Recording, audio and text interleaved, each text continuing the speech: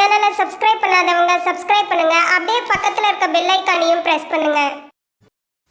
நம்ம இப்ப ரேவதி நட்சத்திரத்துல பிறந்தவங்களுக்கு இந்த 2025 வருஷம் எப்படி இருக்கும், எப்படிப்பட்ட பொதுவான பலன்கள் நடக்கும் அப்படிங்கறத தான் பாக்குறோம். ரேவதி அப்படின்னாலே நீங்க மீன ராசியில பிறந்திருப்பீங்க, உங்களுக்கு தெரியும். நம்ம இங்க ராசி பலன் பார்க்கல, நட்சத்திர பலன் மட்டுமே பார்க்கறோம். ராசி பலன் வேணுங்கிறவங்க தனியா வீடியோ போட்டிருக்கேன், போய் பாருங்க. மீன ராசி அல்லது மீன லக்னம் ரெண்டுக்குமே தனித்தனி வீடியோ போட்டிருக்கேன். இங்க ரேவதி நட்சத்திரத்துல பிறந்தவங்களுக்கு இந்த வருஷம் எப்படி இருக்குன்னு பாக்குற போது, இந்த வருஷம் முக்கியமா 4 முக்கியமான கிரகங்கள் பயிற்சி இருக்கு. இந்த வருஷம் மார்ச் மாசம் 29ஆம் தேதி திருக்கணித பஞ்சாங்கப்படி சனி பகவானுடைய பயிற்சி கும்பராசியிலிருந்து மீன ராசிக்கு இருக்கு. இந்த வருஷம் மே மாசம் 14ஆம் தேதி குரு பகவானுடைய பயிற்சி ரிஷபராசிலிருந்து மிதுன ராசிக்கு இருக்கு. இந்த வருஷம் 18ஆம் தேதி மே மாசம், அதாவது குரு பயிற்சியான ஒரு 4 நாட்களே ராகு கேது பயிற்சி. ராகு பகவான் இது வரைக்கும் மீன ராசியில சஞ்சரிச்சுட்டு இருந்தவர் இப்ப கும்பராசிக்கு வர்றார். கேது பகவான் கன்னி ராசியில இருந்தவர் சிம்மராசிக்கு வர்றார். ஆக இந்த வருஷம் 4 முக்கியமான கிரகங்கள் பயிற்சியா இருக்காங்க. இவங்க எங்கெல்லாம் இருக்காங்க, எந்த வீட்டுல உட்கார்ந்து இருக்காங்க, எந்த வீட்டை பாக்குறாங்க, எந்த நட்சத்திரத்துல சஞ்சாரம் பண்றாங்க, மற்ற கிரகங்கள்லாம் எங்கெங்க இருந்து நடத்துறாங்க இந்த வருஷம் அப்படிங்கறதெல்லாம் கணக்கில் எடுத்துக்கிட்டு தான் இப்ப நம்ம பொது பலனை பாக்குறோம். பொதுவா ஒரு விஷயம், எப்பயுமே நமக்கு லைஃப்ல ஒரு கிரகம் நல்லது செஞ்சா இன்னொரு கிரகம் செய்ய மாட்டாங்க. இப்படி ஏதோ ஒரு கிரகத்தினுடைய ஆளுங்களை தான் நம்ம உலகத்திற்கு அத்தனை பேரும் வாழ்ந்தாக வேண்டிய ஒரு சூழ்நிலை. இந்த வருஷம் நம்ம எப்படி பார்க்கிறோம் அப்படின்னா, ரேவதி நட்சத்திரத்துல பிறந்தவங்கள் உங்களுக்கு முதல்ல இந்த வருஷம் உங்களுடைய பொருளாதார நிலைகள், பண வரவு, தன வரவு, வேலையெல்லாம் அதிர்ஷ்டங்கள் இருக்கா, இதை பார்க்கிறோம். அடுத்தபடியாக வேலை வாய்ப்புகள் எப்படி இருக்கு, அதுக்கடுத்து நீங்க பண்ணக்கூடிய பிசினஸ் ஏதாவது பெரிய லெவல்ல டெவலப் ஆகிறதுக்கான வாய்ப்புகள் இருக்கா, அடுத்து உங்களுடைய கல்வி, அதுக்கடுத்து உங்களுடைய மன வாழ்க்கை, அடுத்து உங்களுக்கு குழந்தை பாக்கியம், அதுக்கப்புறம் மற்ற விஷயங்கள்லாம் எப்படி இருக்கு, இப்படி வரிசையா பார்க்க போறோம். இந்த வருஷம் நம்முடைய பொருளாதார நிலைகள் எப்படி இருக்கு அப்படின்னா பரவாயில்லை. ரேவதி நட்சத்திரம் புத நட்சத்திரத்துல பிறந்தவங்களுக்கு இந்த வருஷம் வருமானங்கள் நிறைய இருக்கு, சம்பாத்தியங்களும் அதிகமாக இருக்குன்னு தான் சொல்லணும். செலவினங்களும் உங்களுக்கு கூடுதலாக தான் இருக்கு, ஏன்னா அதுவும் இருந்துகிட்டே தான் இருக்கு. ஏன்னா கிரகங்களுடைய பார்வை, சேர்க்கை இதெல்லாம் பார்க்கிற போது நீங்க உங்களுக்கு சந்தர்ப்பங்கள் இருந்தா முதலீடு பண்ணுங்க. அதுலயும் வெளியூர்ல, வெளிநாட்டுல, வெளி மாநிலத்துல இன்வெஸ்ட்மெண்ட் பண்றது ரொம்ப நல்லது. அதுக்கெல்லாம் எனக்கு வாய்ப்பு இல்லை அப்படிங்கிறவங்களுக்கு செலவினங்களை குறைக்கிறது, தேவையற்ற செலவினங்கள் ஏற்பட்டு விடாது. ஃபர்ஸ்ட் அதுக்கு அடுத்தபடியாக செகண்ட் உங்களுடைய வேலை வாய்ப்புகள் எப்படி இருக்குங்கிறத பார்க்கலாம்.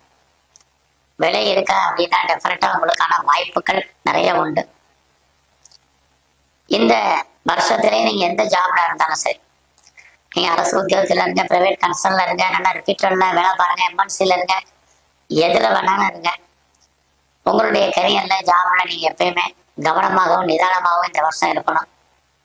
அப்படின்னாதான் உங்களுடைய கரியர் உங்களை நீங்க ஃபுல்ஃபில் பண்றதுக்கான வாய்ப்புகள் இருக்கு.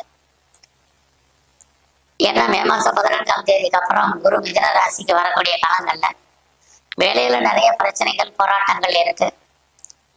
இருந்தாலும் கூட மே மாசம் 18ஆம் தேதிக்கு அப்புறம் கேது பகவான் உங்களுடைய சர்வீஸ்க்கு வர்றதுனால, ஒருவேளை நீங்க பார்க்க வேலையை விட்டு வெளியில வந்திருந்தாலும், வெளியேற்றப்பட்டிருந்தாலும் ட்ரை பண்ணுங்க, பெட்டர் ஜாப் இருக்கு.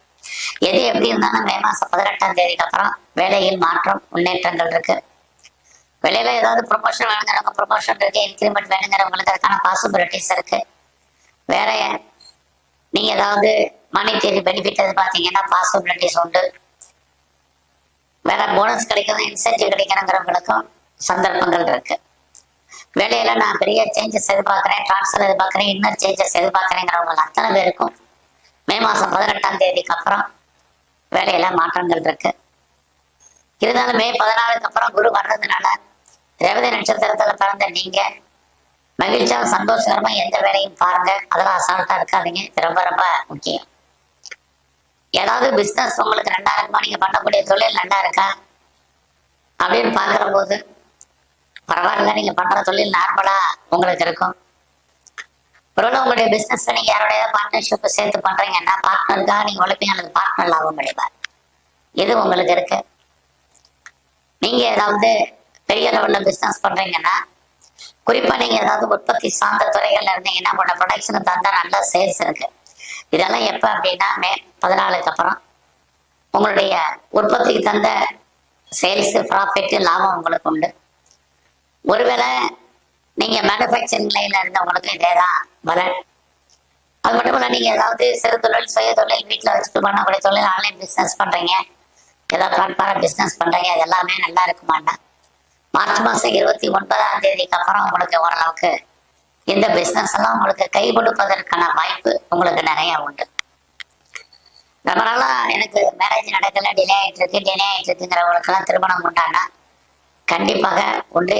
எப்ப உண்டுன்னா மார்ச் மாசம் 29ஆம் தேதிக்கு அப்புறம் திருமணம் நடக்காதவங்களுக்கு திருமணம் நடப்பதற்கான சூழ்நிலைகள் கிரக ரீதியா உங்களுக்கு இருக்கும். அதுல ரேவதி நட்சத்திரத்துல பிறந்தவங்களுக்கு குழந்தை இருக்காங்கன்னா கண்டிப்பா குழந்தை உண்டு. ஆனாலும் அந்த குழந்தைக்காகவும் நிறைய நம்ம போராட வேண்டிய காலகட்டங்கள் தான் நிறைய இருக்கு. குழந்தைகள் உங்களை விட்டு பிரிஞ்சிருக்க வேண்டிய காலம், அல்லது அவர்களை விட்டு நீங்க பிரிஞ்சிருக்க வேண்டிய காலம், அது அவங்களுக்காக செலவு பண்ண வேண்டிய காலகட்டங்கள், இது அத்தனையும் இந்த வருஷத்துல உங்களுக்கு இருக்கு.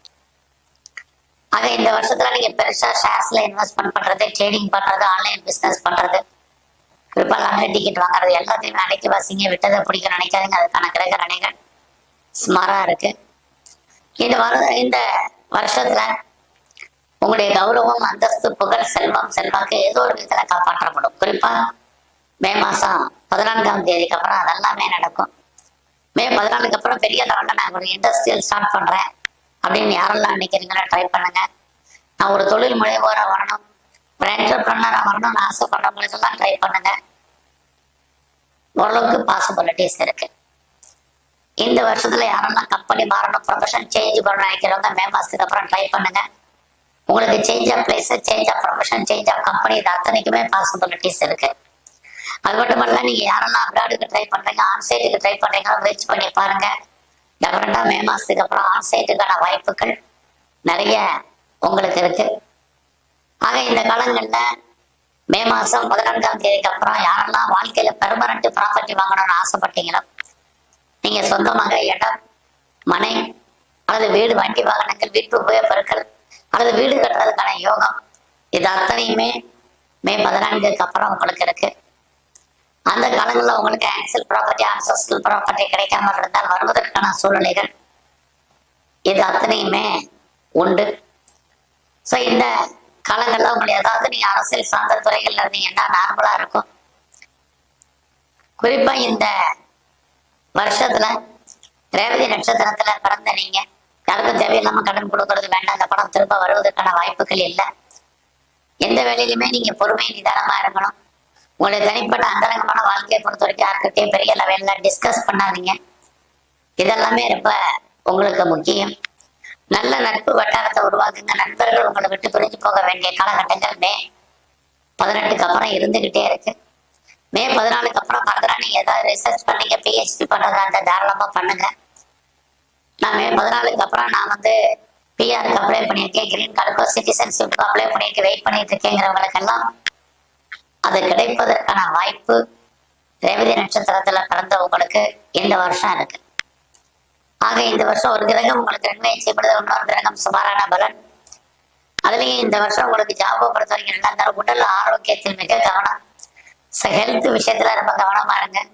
உடலில் இனம் காண முடியாத வியாதிகள் ஏற்பட்டு விலகுவதற்கான வாய்ப்பு இந்த வருஷம் மே மாசம் 18ஆம் தேதிக்கு அப்புறம் இருக்கு. இந்த வருஷம் நீங்க சிவ வழிபாடும் பெருமாளுடைய வழிபாடும் முக்கியமா பண்ணுங்க. குறிப்பா இந்த வருஷம் முழுவதுமே நீங்க விநாயகரை தரிசனம் பண்ணுங்க. உடல் ஆரோக்கியம் நன்றாக இருக்கும். உங்க வாழ்க்கையில வெற்றி பெற்றும். நன்றி, வணக்கம். மேலும் தகவலுக்கு எங்க சேனலை மறக்காம சப்ஸ்கிரைப் பண்ணுங்க. நன்றி.